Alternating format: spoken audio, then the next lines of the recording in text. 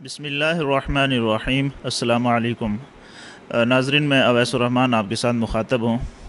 آج ہم گفتگو کریں گے کہ اچھائی اور برائی کا تعین کیسے کیا جائے۔ اس میں آپ کے سامنے دو تصورات رکھوں گا، ایک اسلام کا تصور اور ایک ویسٹ کا تصور۔ ویسٹ کا جو تصور ہے کہ کون سا کام اچھا ہے کون سا کام برا ہے، اس کا تعین کیسے کیا جائے گا، تو ان کے ہاں یہ ہے کہ جو معاشرہ ڈیسائیڈ کرے گا، اگر معاشرہ میجورٹی معاشرے کی جو اکثریت ہے وہ اگر کہے گی کہ یہ کام اچھا ہے تو وہ کام اچھا ہوگا، اور اگر معاشرے کی میجورٹی کہے گی کہ یہ کام برا ہے تو وہ کام برا ہوگا۔ حالانکہ ایک کام ان کے ہاں ان لیگل ہوتا ہے، لیکن اس کی ریشو کم ہوتی ہے تو اسٹیٹ اس کے اوپر پابندی لگاتی ہے۔ مثال کے طور پر اگر کسی بھی اسٹیٹ کے اندر، یورپین ممالک میں کسی بھی ملک کے اندر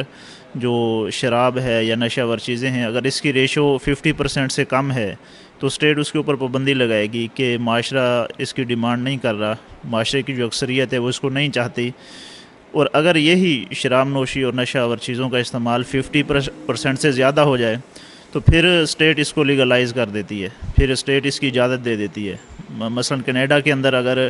جو شراب نوشی کا استعمال ہے وہ 65% ہوتا ہے، 65% ہوتا ہے، تو اسٹیٹ اب اس کی اجازت دیتی ہے۔ اس کے علاوہ اسٹیٹ کو جو معاشرے سے جس چیز کی ڈیمانڈ ہوتی ہے وہ یہ کہ معاشرہ پبلک سطح پر اسٹیٹ کے جو قوانین ہیں اس کو فالو کرے،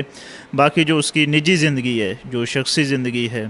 جو افراد کی اپنی پرسنل لائف ہے، اس میں وہ جو چاہیں مرضی کریں، اسٹیٹ کو اس سے کوئی سروکار نہیں ہے۔ وہ کسی بھی ریلیجن کے ساتھ تعلق رکھنا چاہتے ہیں، اسٹیٹ کو اس سے کوئی سروکار نہیں ہے۔ کوئی چاہتا ہے کسی کے ہاں یہ چیز اچھی ہے کہ میں جانور بن جاؤں تو وہ جانور بن سکتا ہے، دو خواتین آپس میں اکٹھی رہ سکتی ہیں، دو مرد آپس میں اکٹھے رہ سکتے ہیں، آپس میں تعلق قائم کر سکتے ہیں۔ اسی طرح اگر کوئی چاہتا ہے کہ میں کسی جانور سے شادی کر لوں تو وہ جانور سے بھی شادی کر سکتا ہے۔ یعنی جو پرسنل لائف ہے اس کی تو انہوں نے کوئی لیمٹ مقرر ہی نہیں کی۔ باقی جو پبلک سطح پر جو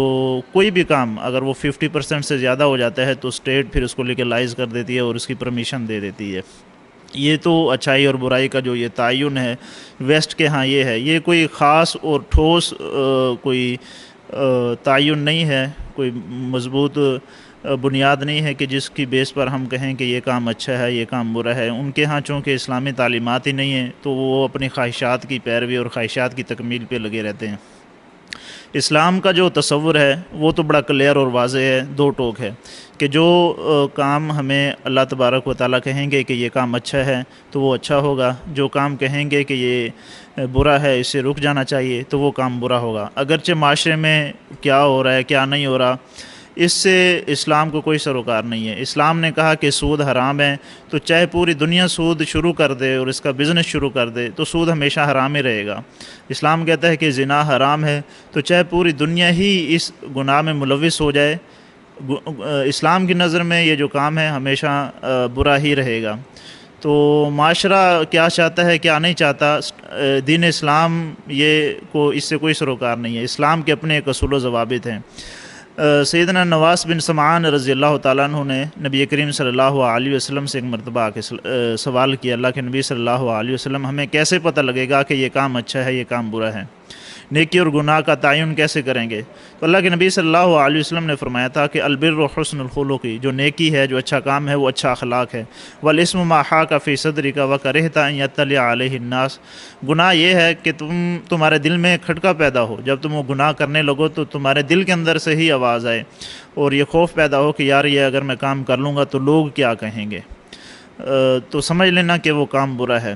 اب اللہ کے نبی صلی اللہ علیہ وسلم نے جو اچھائی کا تعین کیا ہے وہ اللہ کے نبی صلی اللہ علیہ وسلم نے فرمایا کہ جو اچھا اخلاق ہے یہ اچھائی ہے۔ ایک شخص سیدنا عائشہ صدیقہ رضی اللہ تعالیٰ عنہ کے پاس آ کر پوچھتا ہے کہ اللہ کے نبی صلی اللہ علیہ وسلم کا اخلاق کیسا تھا؟ تو سیدنا عائشہ صدیقہ رضی اللہ تعالیٰ عنہ فرماتی ہیں کہ کیا تم قرآن نہیں پڑھتے؟ اس شخص نے کہا میں قرآن تو پڑھتا ہوں۔ تو سیدنا عائشہ صدیقہ رضی اللہ تعالیٰ عنہ نے فرمایا کہ جو اللہ کے نبی صلی اللہ علیہ وسلم کا اخلاق تھا وہ قرآن پاک ہی تھا۔ تو قرآن پاک جو ہے یہی ہمیں یہی معیار ہے، یہ اگر کہے گا کہ یہ کام اچھا ہے تو ہمارے لیے اچھا ہوگا، قرآن کہے گا کہ یہ کام نیکی ہے تو وہ نیکی ہوگی، قرآن کہے گا کہ یہ کام برا ہے یہ گناہ ہے اس کو چھوڑ دینا چاہیے، تو اس سے رکنا اس کام سے بچنا ہمارے لیے ضروری ہو جاتا ہے۔ جو قرآن ہے یہ اللہ تعالیٰ کی کلام ہے، وحی ہے، اور جو اللہ کے نبی صلی اللہ علیہ وسلم کی جو زندگی ہے وہ قرآن پاک کی عملی شکل ہے۔ تو قرآن پاک میں جن چیزوں کا بھی ہمیں حکم دیا گیا ہے وہ اچھے کام ہیں، اور جن چیزوں سے ہمیں منع کیا گیا ہے، جن چیزوں سے ہمیں روکا گیا ہے، وہ برے کام ہیں۔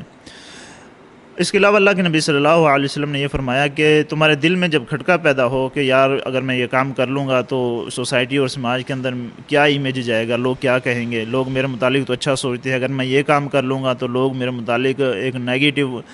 مائنڈ رکھیں گے، تو میں پھر اس کام سے رک جاؤں۔ تو یہ بھی اس صورت میں ہے جب کسی کے دل میں ایمان ہوگا، اچھائی اور برائی کی تمیز ہوگی، اچھائی اور برائی کا فرق ہوگا، جب انسان کے دل میں تقوی ہو، پرہیزگاری ہو، ایمان ہو، پھر ہی انسان کا جو دل ہے وہ صحیح جج کر سکتا ہے کہ یہ کام اچھا کر رہا ہے، یہ کام برا کر سکتا ہے۔ اور پھر جو آگے سماج ہے، سوسائٹی ہے، وہ بھی اسلام کی جو سوشل ویلیوز ہیں، جو اسلام کے احکامات ہیں، ان کو فالو کرنے والی ہو۔ پھر بندہ لوگوں سے خوف کھاتا ہے کہ یار اگر میں یہ گناہ کا کام کر لوں گا تو سوسائٹی اور سماج میرے متعلق کیا سوچے گا۔ اگر سوسائٹی اور سماج میں گناہ اور فرق کرنے کی تمیز ہی نہ رہے، جو گناہ ہیں وہ لوگوں کی نظر میں گناہ ہی نہ رہیں، اور جو نیکی کے کام ہیں وہ لوگوں کی نظر میں نیکی کے کام ہی نہ رہیں، تو پھر انسان براہ راست قرآن اور حدیث سے ہی رہنمائی لے، اور جن چیزوں کو شریعت نے، دین اسلام نے اچھا کام کہا ہے وہ اچھے ہیں، جن چیزوں سے ہمیں منع کیا ہے وہ ہماری نظر میں برے ہیں، اسلام کی نظر میں برے ہیں، ان سے رکنا ہمارے لیے ضروری ہے۔ والسلام۔